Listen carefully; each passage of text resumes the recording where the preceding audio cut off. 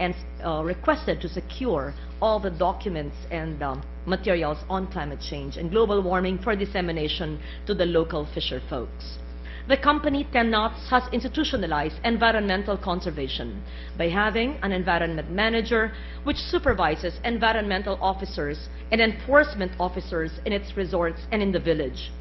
This institutional setup enables the company to conduct programs to keep the environs of the resort in its pristine state through activities like coastal cleanups, environmental education, ecological solid waste management, and the regular patrolling in the bay.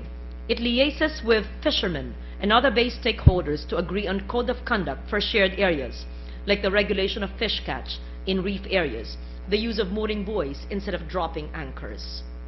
The company also actively seeks collaboration with the LGU, NGOs, and the local stakeholders for its environmental initiatives. There is a dynamic collaboration with the people in the community who have rebuked the temptation of succumbing to crass commercialism.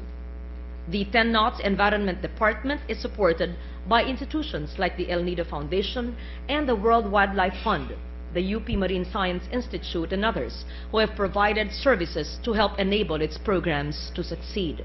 And just recently as well, I visited DAET in Camarines Norte and was very glad to find out that they were actually practicing solid waste management, the law that we authored way back in January of 2001. We went to its most populous barangay and talked to its barangay people and saw how they were selling Zesto bags and slippers made out of the plastics from their reused garbage. It is truly amazing how LGUs in different parts of a country, Mr. President, have actually imbibed and have ingrained upon themselves the importance of the implementation of environmental laws. These stories for the environment for local communities, inspiring, trailblazing, pioneering, are slivers of light in a country of sludge, garbage dumps, mine tailings, bald mountains, and discarded plastics carrying our once magnificent seas. The local communities took up the cudgels and have shown dynamism and creativity in pursuing projects to help resuscitate our degraded physical environment. These stories show that the determination and creativity of public and private entities, NGOs, people's organizations, law enforcement agencies, and even universities and research institutions can actually go a long way.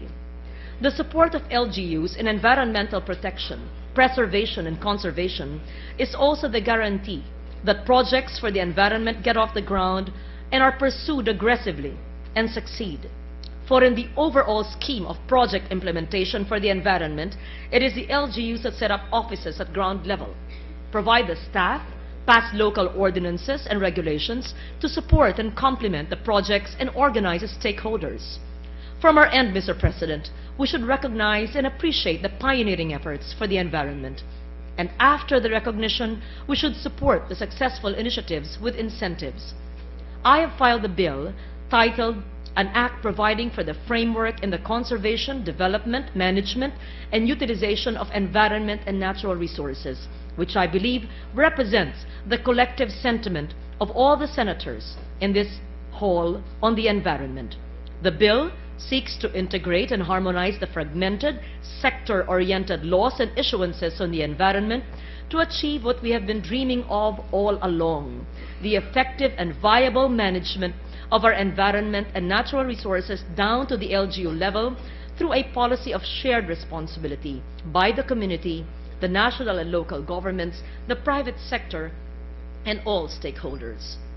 To ensure the replication of the best practices of Albay, El Nido, and Puerto Princesa, of Bantayan Island and Daet Camarines Norte, of other communities that I have not mentioned today, but which have been doing good environmental work very quietly but effectively, this bill mandates the establishment of a special incentive system to recognize such exemplary community leadership, cooperation, and collaboration for the preservation and enhancement of fragile island and other ecosystems.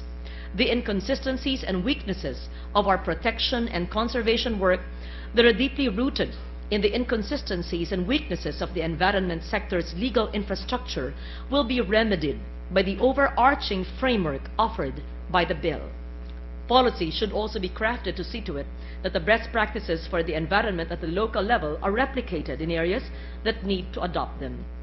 We should actually tell and retell their stories for the other local communities to emulate.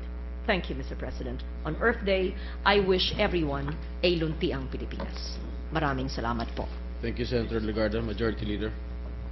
Senator Zubiri wishes to make a manifestation. Mr. President. Senator Zubir is recognized. Yes, I'd just like to congratulate Mr. President, the very concise and informative presentation of the lady from Antique, and in her defense of the Earth, Mother Earth, and Mother Nature.